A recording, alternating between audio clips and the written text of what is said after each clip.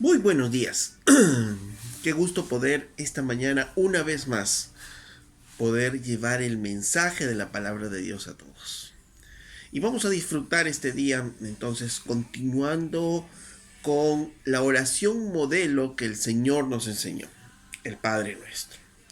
Pero antes recordemos que Jesús está predicando en el monte. Él está dando el famoso sermón del monte y está enseñando a sus oyentes las características de aquellos que van a entrar al reino de los cielos. Y una de esas características justamente es la oración. Es que los creyentes van a orar en todo tiempo, ¿no? Y esa es una de las características de los creyentes. Y decíamos que esta actividad era tan importante que aún Jesús mismo se tomó su tiempo para enseñarnos a saber cómo no orar. Y ahora Él nos está enseñando cómo orar. Él está dando un ejemplo de oración, un modelo de oración para sus discípulos. Y en este modelo, lo primero que nos enseña es a no hacer una oración irreflexiva, ¿no? Es decir, llegar solo con nuestras necesidades a Dios, no. Sino primero tenemos que reflexionar y antes de orar tenemos que mirar a quién vamos nosotros a orar y cuál es la relación que tenemos con el Dios al cual vamos a orar. Y entonces descubrimos y nos encontramos con que Él es nuestro Padre. Y cada vez que vayamos a orar tenemos que reflexionar y recordar que Él es nuestro Padre que está en los cielos. Un padre, como habíamos dicho la semana pasada, que no se asemeja en nada a los padres en la tierra.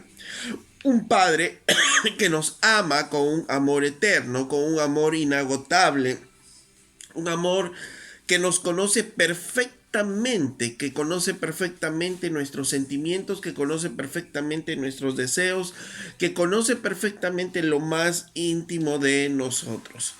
Un Padre que conoce todas nuestras necesidades aún antes que se las pidamos.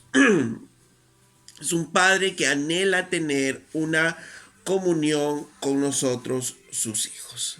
Entonces, la paternidad de Dios debe darnos la confianza para que nosotros podamos llegar a Él en oración. Porque Él mismo, Dios mismo nos ha dado el espíritu de su Hijo que clama Abba Padre en nosotros, ¿no? Dice la Biblia, ¿no? El espíritu que clama en nosotros, papito. Entonces, Dios quiere que nosotros tengamos claramente, antes de orar, que miremos y reflexionemos a quién vamos a orar. Y nos vamos a presentar delante de nuestro Padre, delante de nuestro papito. Sin embargo, como humanos que somos, decíamos la semana pasada que a veces nos confundimos y nos podemos ir al otro extremo. Y como es nuestro papá, pensamos que debemos tratarlo muchas veces como nuestro papá terrenal. Y a veces, sin honra, sin reverencia, tratamos a Dios. Más aún en estos tiempos en los cuales la honra hacia los padres se va perdiendo, ¿no? Ya los hijos contestan de malas maneras a los padres, los hijos quieren dominar en la casa, los hijos quieren manipular situaciones, los hijos hasta ya no llaman papá, mamá a sus padres, sino pretenden llamarles hasta por su nombre, ¿no? Entonces, bajo la bandera de la confianza, de ser uno con los hijos, se está perdiendo la honra hacia los padres. Entonces, ese balance es donde hay que tener nosotros mucho cuidado para con Dios. Porque no debemos olvidar que si bien es cierto, oramos a nuestro Padre, pero dice Jesús, Padre nuestro que estás en los cielos.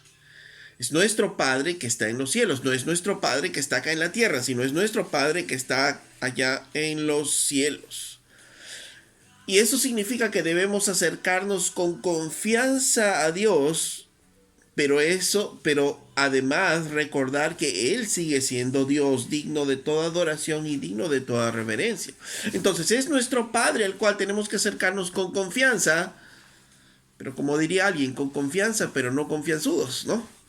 Tenemos que acercarnos con confianza, pero no olvidarnos que Él no ha dejado de ser Dios y que Él requiere reverencia. y que es digno de todo temor. La confianza que tenemos en nuestro Padre en los cielos para acercarnos a Él nunca debe atentar contra la majestad misma de Dios, porque Él es el Padre nuestro que está en los cielos. Quiero que vayamos a Isaías capítulo 57, verso 15. Isaías 57, 15 dice: porque así dijo el alto y sublime, el que habita la eternidad y cuyo nombre es el Santo. Yo habito en la altura y la santidad y con el quebrantado y humilde de espíritu, para hacer vivir el espíritu de los humildes y para vivificar el corazón de los quebrantados. Dice. Así dijo el alto y sublime, el que habita la eternidad, cuyo nombre es Santo. Yo habito en la altura y en la santidad. Él es el Dios de los cielos. Él es el Dios que habita en la altura y la santidad. Él es el Padre que está en los cielos. Y dice este Padre que está en los cielos que Él está con el quebrantado de espíritu, con el de espíritu humilde. Por tanto, no podemos olvidarnos eso. La confianza como Padre no implica atentar contra su grandeza o olvidarnos de que Él es Dios. Y digo esto porque algunas veces he escuchado decir, bueno, yo voy a orar a mi papá, ¿no? Dios es mi papá y no necesitamos tanta reverencia y tantas cosas. Cuidado, ¿no? Porque sí es nuestro Padre, pero es nuestro Padre que está en los cielos. Él es el Santo, el que habita la eternidad, el que habita en las alturas y que su nombre es Santo. Por tanto, el que nos acerquemos con confianza a Dios, con esperanza de un Padre que conoce nuestras necesidades y que va a obrar por nosotros y para nosotros, no debe hacernos olvidar que Él sigue siendo Dios. Si no, miremos parte de las oraciones que se producen en el mismo Nuevo Testamento, donde todos conocían ya que Dios era su Padre. Primera de Timoteo capítulo 6, verso 15 y 16. Pablo conocía que Dios era su Padre. Es más, Pablo mismo nos escribe en Gálatas que Él nos dio el Espíritu de su Hijo, por el cual clamamos papito, por el cual clamamos Abba Padre. Pero sin embargo, en 1 Timoteo 6:15, Pablo, refiriéndose a Dios mismo, dice que Él es el bienaventurado y solo soberano, Rey de reyes y Señor de señores, el único que tiene inmortalidad, que habita en luz inaccesible, a quien ninguno de los hombres ha visto ni puede ver jamás, al cual sea la honra y el imperio sempiterno. Amén.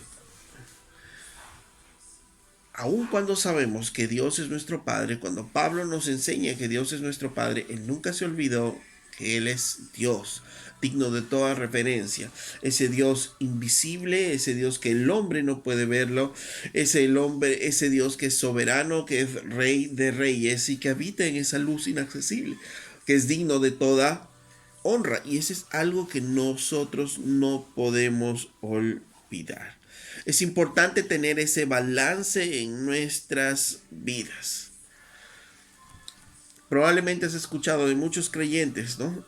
Decir, no, pero estamos nosotros en el tiempo, ya no estamos en el tiempo de la ley, ¿no? Ya se acabaron los truenos y los relámpagos del Sinaí, como hablaba Dios.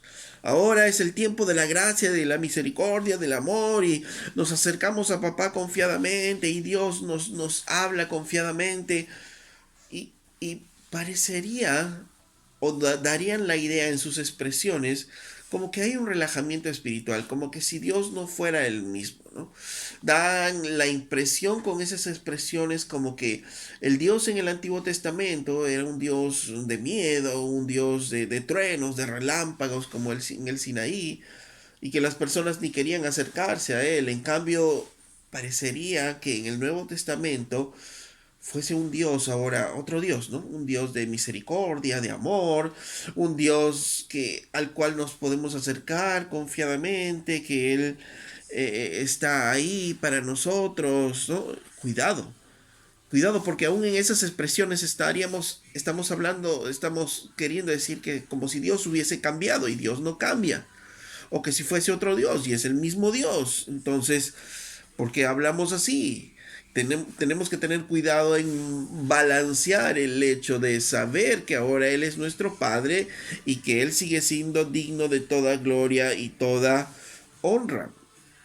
En el Nuevo Testamento sigue diciendo, en Hebreos 12:28 dice, tengamos gratitud y mediante ella sirvamos a Dios, agradándole con temor y reverencia, porque nuestro Dios es fuego consumidor. No dice que fue fuego consumidor, sino sigue diciendo que Él es fuego consumidor. Nuestro Dios sigue siendo hoy fuego consumidor. Amén. Entonces, Dios no ha cambiado, Dios sigue siendo el mismo. Por tanto, es la misma reverencia, la misma honra que nuestro Padre se merece. Él es nuestro Padre, sí. Nosotros somos sus hijos, sí. Pero no nos olvidemos que Él está en los cielos. Padre nuestro que estás en los cielos. El mismo Jesucristo dijo que debemos temer más bien no a los hombres, sino debemos temer más bien a aquel que puede destruir el alma y el cuerpo en el infierno. El principio de la sabiduría es el temor a Dios. Entonces no podemos olvidar que Él sigue siendo Dios y que nuestro Dios es digno de ser adorado, es digno de ser alabado. Él sigue sentado en su gloria allá en los cielos, rodeado de millones de ángeles cantando a su alrededor, santo, santo, santo, ¿no? Él sigue siendo ese Dios. Y cada vez que venimos en oración debemos recordar quién es nuestro Dios. Él es nuestro Padre, pero su paternidad no disminuye su grandeza, sino al contrario, la promueve. En Malaquías capítulo 1, verso 16, justamente esto estaba pasando, porque los israelitas sabían que Dios era su Padre, ¿no? Ya desde el Antiguo Testamento había el concepto de Dios que era su Padre, pero sin embargo miren lo que hacían los israelitas. Dice Malaquías capítulo 1, verso 6, dice, el Hijo honra al Padre, les dice el Señor, y el siervo a su Señor. Si pues yo soy Padre, si ustedes dicen que yo soy Padre, ¿dónde está mi honra? Y si ustedes dicen que yo soy Señor, ¿dónde está mi temor? Dice Jehová de los ejércitos.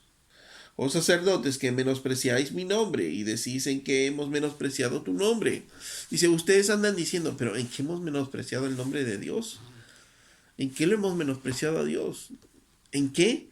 Dice, ustedes me llaman Padre, pero si ustedes me dicen Padre, ¿dónde está mi honra? Pues el Hijo honra al Padre. ¿Y dónde está mi honra? Y ustedes me dicen Señor, ¿y dónde está, dice, mi temor? Ustedes me dicen Señor, pero ¿dónde está el temor? ¿Dónde está la honra? El entender que Él es nuestro Padre promueve al contrario la honra, la grandeza de Dios. Parece que los judíos no estaban entendiendo esto. Y parece que a veces eso se pierde también en nuestros tiempos, en nuestros días. A veces podemos escuchar, enfatizar tanto que somos hijos de Dios, que a veces nos perdemos en el reconocer que Él sigue siendo Dios. Y la confianza hacia nuestro Padre no puede eliminar la reverencia hacia Él, y la reverencia a Dios tampoco puede eliminar la confianza de la paternidad de Dios. Ambas cosas deben estar ahí porque Él es el Padre nuestro que está en los cielos. Entonces nos acercamos a nuestro Padre. Como ya lo hemos dicho, no son las características del Padre terrenal. Dios tiene sus propias características como Padre, que debemos encontrarlas en la Biblia y que habíamos hablado un poco la semana anterior. Pero Él sigue siendo nuestro Dios, un Dios grande y maravilloso. Amén. Entonces, cuando nos acercamos a orar en esa intimidad con el Señor, no nos olvidemos de meditar hacia quién vamos a orar. Él es nuestro Padre y también Él es Dios, sigue siendo Dios grande, digno de toda honra y alabanza. Entonces, eso obviamente va a poder ayudarnos a orar y a saber a quién nosotros vamos a orar. Alguien alguna vez escuché decir, ¿no? Bueno, él es mi papá y yo puedo orar y puedo entrar cuando sea a orar porque él es mi papá y yo tengo confianza. Y no tengo necesidad de decir, ¿acaso yo voy con mi papá a decirle, papá, qué grande eres, qué maravilloso eres, papá, qué grande y precioso eres para pedirle algo? No, yo voy con mi papá y solo le pido, porque yo soy hijo. Cuidado. Porque así no dice la Biblia que debemos tratar a Dios. Su paternidad, el hecho que seamos hijos, no anula el hecho que Él siga siendo Dios y Señor. Si decimos que Él es Padre, ¿dónde está la honra a Él como Padre? Y si le decimos Señor, ¿dónde está su temor? Decía en el libro de Malaquías. No es como nuestros padres en la tierra. Y aún a nuestros padres en la tierra todavía se les debe honra. Pero para no entrar en el tema de la paternidad aquí en la tierra y la honra de los hijos a los padres aquí en la tierra, cuidado, no debemos de nuevo confundir lo que pueda pasar en la tierra con nuestro Padre que está en los cielos. Por eso Jesús claramente dijo, ustedes orarán así, Padre nuestro que estás en los cielos. Claramente, es nuestro Padre con confianza, pero Él sigue siendo digno de toda grandeza, digno de toda majestad. Ok, Jesús les dijo, vosotros oraréis así, Padre nuestro que estás en los cielos. Entonces, hasta el momento recordamos en esta primera frase de la oración que Él es nuestro Padre, que Él está en los cielos. Y lo tercero que debemos recordar, que está implícito aquí, es la familia de Dios. Dice que Él es mi Padre, Dios es mi Padre. Amén. Sí, Dios es mi Padre. Pero también es nuestro Padre. ¿Padre de quién? Habíamos visto hace 2 semanas. Padre de todos los creyentes. No es Padre de toda la creación, de Padre de todos los hombres. Él es Padre de todos los creyentes. Por tanto, cuando nos acercamos en oración a Dios, no solo traigo a Dios, o no solo debo traer mis lamentos, mis cargas, mis necesidades, mis angustias, sino debo traer también las necesidades, las cargas, las angustias de los demás, de la familia del Señor, del pueblo de Dios. Porque aún el hecho de ser nosotros parte de la familia de Dios debe reflejarse en nuestras oraciones. La Biblia dice, recuerdan ustedes hermanos en Santiago 5:13 dice, si alguno está alegre, cantemos alabanzas. Si alguno está triste, hagamos oración. O en Romanos capítulo 12, verso 15 dice, gozaos con los que os gozan y llorad con los que lloran. En otras palabras, si somos una familia, lo que le afecta a uno nos afecta a los demás. Si le afecta a uno y tiene una bendición y está alegre, dice, gocémonos con él y alabemos al Señor. Si lo que le pasa a alguien es algo doloroso, es una pena, dice, lloremos con él y hagamos oración con él. Acompañémoslo, estemos con él. Entonces, porque lo que le pasa a alguien en la familia de Dios, en la iglesia de Dios, afecta a todos. Y eso es parte de la vivencia en comunidad. Entonces, las cosas que le suceden a mi hermano me afectan a mí. Y si me afectan a mí, se van a ver reflejados en ¿qué? En mi oración. Porque si yo no intercedo por mis hermanos, si no me acuerdo que tengo una familia y me pongo a orar delante de Dios, entonces solo estoy reflejando mi egoísmo. Y si voy a ir a oración, a la oración hacia Dios con egoísmo, ya estoy entrando en una oración con pecado. Y acuérdense que dice en Isaías 57, decía, yo soy el alto y sublime, el que habito en la eternidad, y con el quebrantado y humilde de espíritu estoy.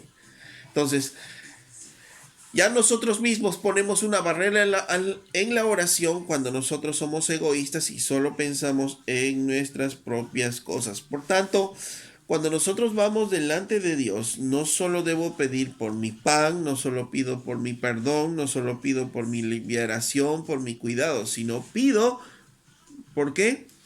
Por nuestro pan. danos el pan nuestro de cada día. Pedimos por nuestro perdón y perdónanos nuestras ofensas.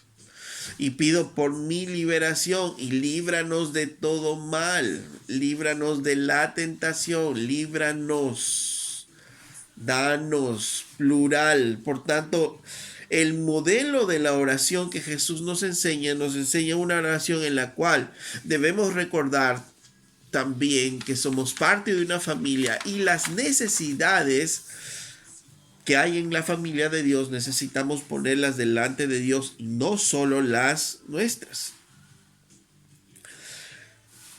El Señor lo ha mandado así.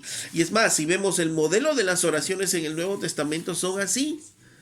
Son oraciones en las cuales se habla no solo de la persona misma, de la situación misma, sino también de los demás. Miremos algunos ejemplos de estas oraciones en el Nuevo Testamento. Vamos con nuestras Biblias a Efesios capítulo 6, verso 18. Dice: orando en todo tiempo con toda oración y súplica en el Espíritu y velando en ello con toda perseverancia y súplica por todos los santos. Dice, al finalizar esta parte, Pablo, en la que habla de la armadura de Dios, dice que debemos estar orando en todo tiempo, con toda oración y súplica, dice, velando, velando constantemente en oración y súplica. ¿Por quién? ¿Por solo mis necesidades? No, dice, por todos los santos, por todos los santos. Entonces, el modelo que nos enseña aquí es una oración por todos los santos. Eso es lo que nos enseñó Jesús. Padre nuestro que estás en los cielos, nuestro, danos el pan, líbranos, perdónanos, en plural, siempre pidiendo por los demás. Santiago capítulo 5, verso 16. Santiago 5, verso 16, dice: confesaos vuestras faltas, vuestras ofensas unos a otros y orad unos por otros para que seáis sanados. Dice, oréis unos por otros, orad unos por otros para que seáis sanados. La oración eficaz del justo puede mucho. Dice la frase esta: la oración eficaz del justo puede mucho. ¿En qué contexto? En el contexto de estar orando unos por otros, ¿no? Entonces, la oración de intercesión es eficaz cuando estamos orando unos por otros. Dice, orad unos por otros para que seáis sanados. Hay un problema. Entonces, ¿qué es lo que Santiago dice? Debemos orar unos por otros por ese problema o por esos problemas, porque la oración eficaz del justo puede mucho en el contexto de estar orando unos por otros. Entonces, el modelo que nos enseña la Biblia es orar unos por otros. Segunda de Tesalonicenses, capítulo 1, verso 3. Dice: debemos siempre dar gracias a Dios por vosotros, hermanos, como es digno, por cuanto vuestra fe va creciendo y el amor de todos y cada uno de vosotros abunda para con los demás. Dice, debemos dar gracias a Dios por ustedes. Debemos siempre estar dando gracias a Dios por nuestros hermanos, por las bendiciones que el Señor da a nuestros hermanos. Miren, el poder orar por los demás, el poder interceder, el poder dar gracias a Dios por las bendiciones que Dios derrama a otros, es importante dentro de nuestra vida de oración. Primera de Samuel, capítulo 12, verso 23. Y Samuel tenía claramente esto, que miren, les dice a ellos, Primera de Samuel, capítulo 12, verso 23. Así que, lejos sea de mí que peque yo contra Jehová. ¿Cómo pecaría? Samuel dice, lejos esté de mí que peque yo contra Jehová, cesando de rogar por vosotros. Antes os instruiré en el camino bueno y recto. Dice, Dios me libre de pecar contra él. ¿Haciendo qué? Cesando mis oraciones por ustedes, cesando de rogar por ustedes. Samuel dice, Dios me libre de este pecado, dejar de orar por ustedes. ¿Y qué encontramos en el modelo de oración? Padre nuestro. Ustedes van a orar así, les dice el Señor. Padre nuestro, plural. Y perdónanos y danos el pan, plural, por todo el pueblo. Por tanto, como lo entendió Samuel, como lo que nos dice Jesús y como vemos en las oraciones del Nuevo Testamento, si no intercedemos por nuestros hermanos, si no oramos por los demás, mis hermanos, estamos pecando contra Dios, estamos pecando contra la voluntad de Dios. ¿Sabías eso? ¿Sabías eso? Que si no estás orando por tus hermanos, ¿estás pecando contra Dios? Claro que sí, ¿no es cierto? Habíamos dicho, si solo vamos solo con Dios, estamos yendo egoístas y ya no estamos yendo con un espíritu humilde, sino estamos yendo con un espíritu altivo, poniendo obviamente ya una traba a nuestra oración. Porque la voluntad de Dios es que nosotros oremos por nuestros hermanos. Y si la voluntad de Dios es que oremos y no hacemos la voluntad de Dios, aún el que sabe hacer lo bueno y no lo hace, le es pecado, dice la Biblia. Entonces Samuel estaba en lo correcto y decía, líbrame, Señor, de pecar contra ti al dejar de orar por tu pueblo. Entonces tenemos que orar. Lo que Jesús nos estaba enseñando aquí, que debemos tener en cuenta dentro de nuestra oración también a su pueblo, la oración intercesora. Romanos capítulo 1, verso 9. Dice, porque testigo me es Dios, a quien sirvo en mi espíritu, en el evangelio de su Hijo, que sin cesar hago mención de vosotros siempre en mis oraciones. Pablo decía, pongo por testigo a Dios, que yo oro por ustedes, que no dejo de mencionar a ustedes en mis oraciones. Hermanos, podemos llamar por testigo a Dios para decir que estamos orando por otros. Nos hemos quedado en una oración egoísta.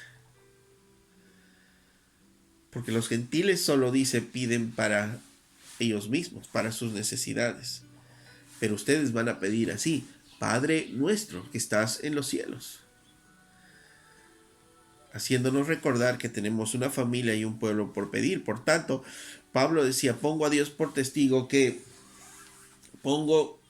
les pongo siempre en mis oraciones.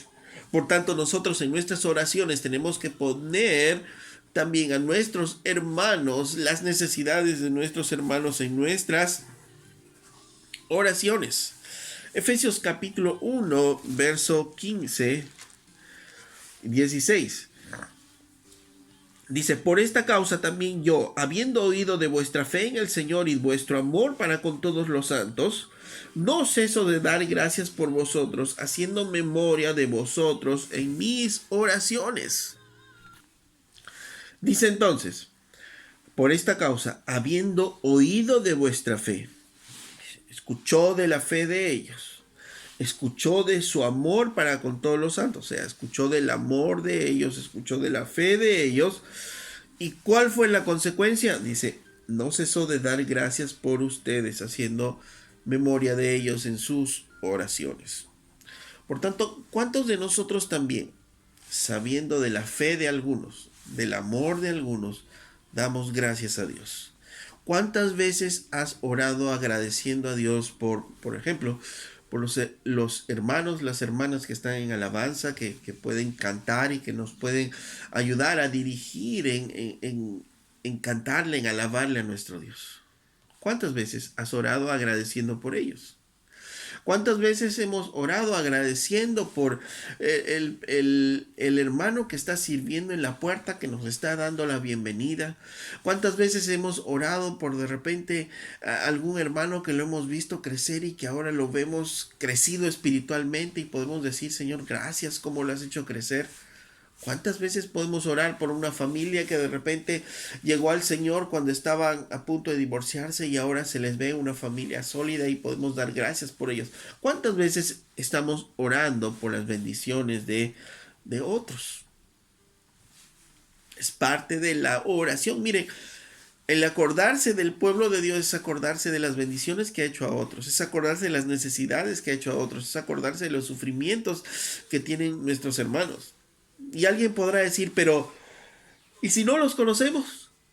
Y si no conocemos a nuestros hermanos, pero sabemos que están ahí, que tuvieron una bendición y que el Señor está siendo bueno con ellos. En Colosenses capítulo 1, verso 3, recordemos que Pablo no conocía la iglesia de Colosas, ¿no? Pablo no conocía esta iglesia y sin embargo dice capítulo 1, verso 3, siempre orando por vosotros, damos gracias a Dios, Padre de nuestro Señor Jesucristo, habiendo oído de vuestra fe en Cristo Jesús y del amor que tenéis a todos los santos.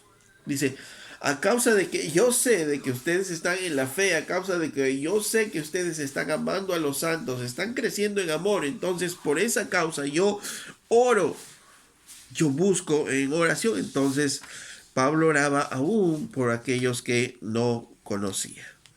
¿Él es nuestro Padre? Sí, pero Él está en los cielos. No nos olvidemos de ello. Él es nuestro Padre que está en los cielos y Dios nos pide que nosotros nos recordemos de ello, de nuestro Padre, de su grandeza y también de su familia. Cuando nos acercamos a Dios, entonces, no podemos olvidarnos de la familia de Dios. Porque todos somos una familia. Y tal vez alguno se pueda sentir excluido, se pueda sentir alejado de la familia, pero tiene que meditar en su corazón, porque capaz es su corazón el que está lejos de la familia de Dios y no al revés. Y recordemos que la Biblia nos dice que debemos nosotros amarnos unos a otros.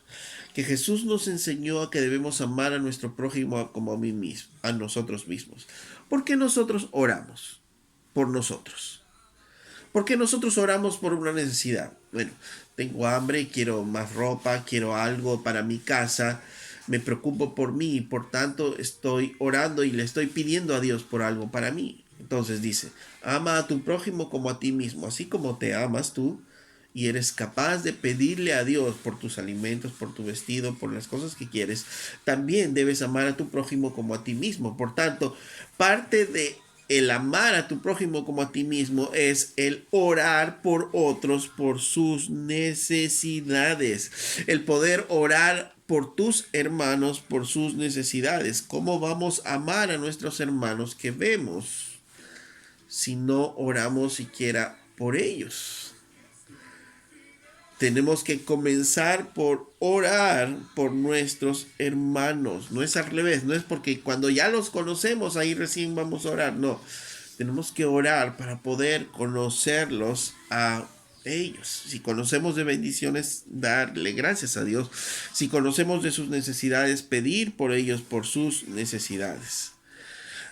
Porque debemos nosotros preocuparnos por nuestro prójimo. Y aún eso incluye nuestras oraciones.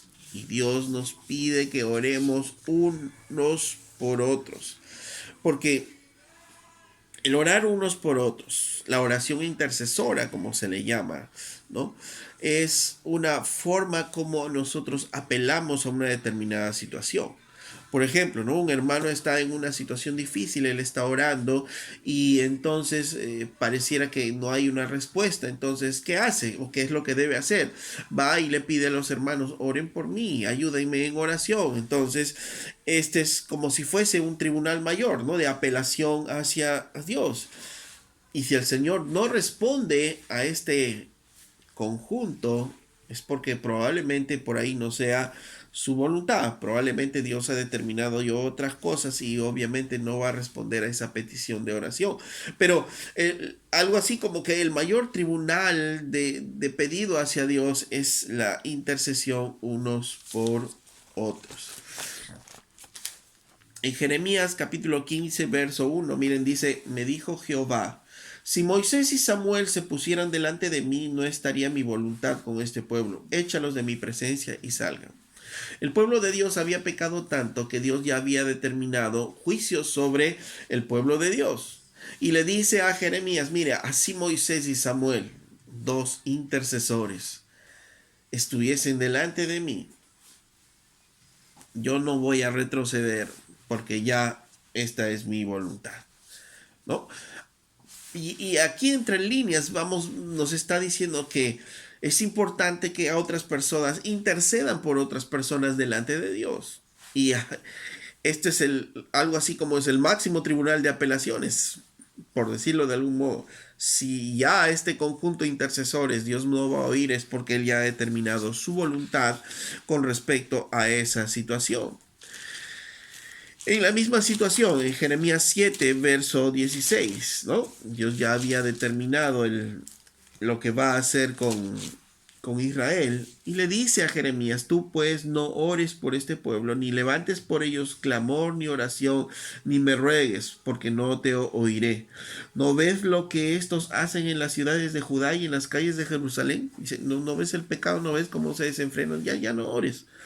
Ya no ores, ya no intercedas por ellos, porque ya no voy a oír.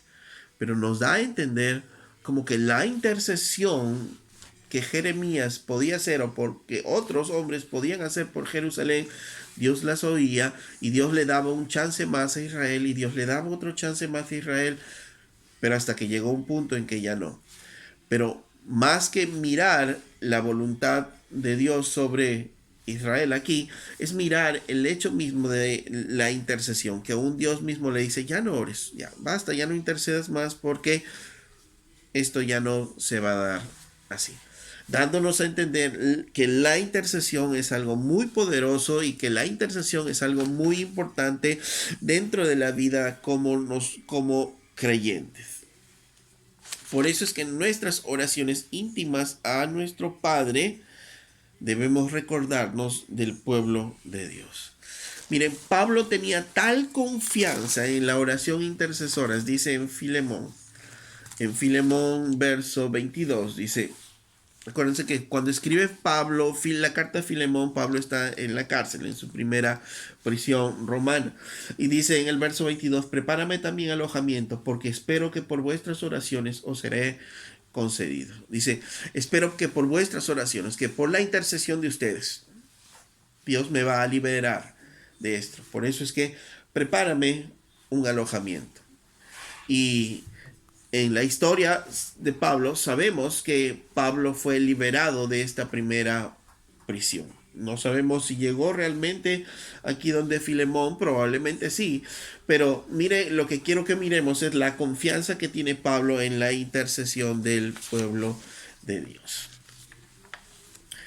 Y por tanto, y resumiendo un poco esta introducción en el Padre Nuestro, cuando nosotros vayamos a orar, entrar en nuestro cuarto, cerrar nuestra puerta, tener una intimidad con Dios, medita primero hacia quién vamos a orar.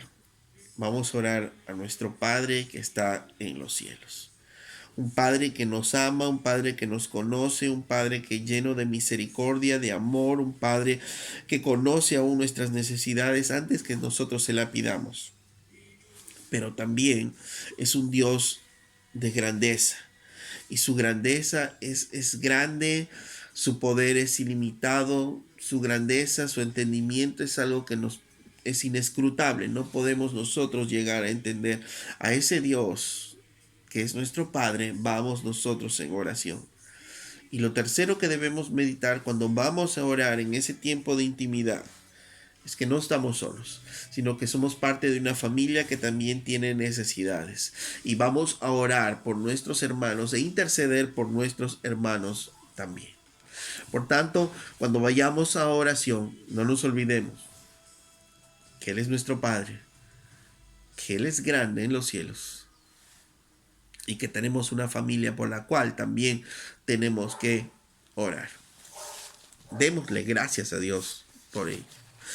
Amado Padre, te pedimos esta mañana que tú nos ayudes y nos enseñes, Señor, a entender cuál es tu voluntad, a reconocer que tú eres nuestro Padre, pero asimismo a reconocer que tú eres grande, Señor, a poder asombrarnos, Señor, con tu paternidad, pero a su vez asombrarnos, Señor, con tu majestad, Dios.